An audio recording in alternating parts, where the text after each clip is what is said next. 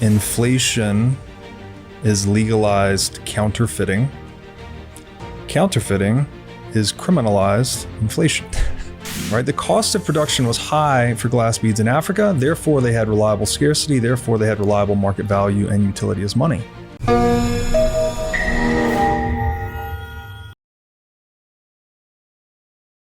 Inflation is legalized counterfeiting. Counterfeiting is criminalized inflation. This is not my opinion. This is in fact mechanically how it works. And in the piece you're referring to, Masters and Slaves of Money, I wrote about this debacle in 16th century Western Africa, where they were using glass beads as money. And I think this history gives you a good foundation for understanding what's happening today.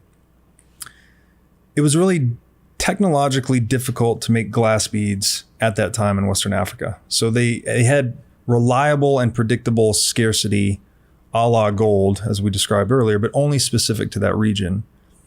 European explorers arrive and they quickly notice, hey, these glass beads are being used as money to, as a call option on all the wealth this area is producing.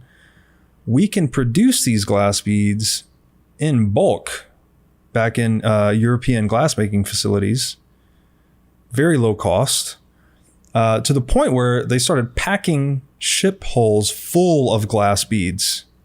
And this occurred over, it was over a 300-year period. They were shipping in these glass beads. So kind of doing it slowly and surreptitiously enough. There was resistance, actually. Africans could identify the counterfeit beads. They would try to only use the authentic ones. The Europeans would introduce, more indistinguishably counterfeit beads. So there was back and forth. But over time, what happened was this multi-century usurpation of African wealth by European explorers through the counterfeiting of money. And what I mean specifically here by counterfeiting is that delta in cost of production, right? The cost of production was high for glass beads in Africa, therefore they had reliable scarcity, therefore they had reliable market value and utility as money. The cost of production in Europe was low, so they could inflate the supply really quickly and use it to basically disrupt the hard money system, if you will, in Africa. When I say hard money, I mean it's hard to produce, but it was not hard to produce for Europeans, so therefore they could usurp the wealth.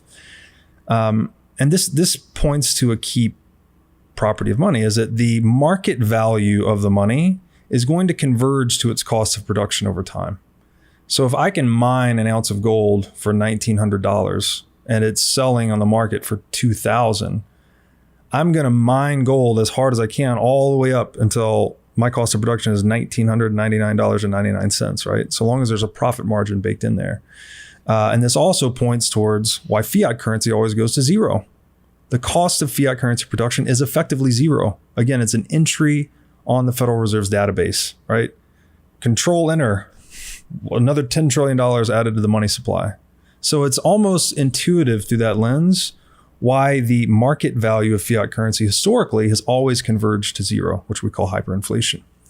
So that's all, I think, a good way to look at it. And that's happened many times historically. So it's not purely that these Europeans are set out with nefarious purposes per se, but there's a dynamic in money where it needs to be costly to produce to support its market value and therefore support a sustainable trading economy. If it's cheap to produce, then it will be, the market will be flooded with the money and it will hyperinflate essentially. And so that process, again, is why people settled on gold. It was the most difficult thing to produce.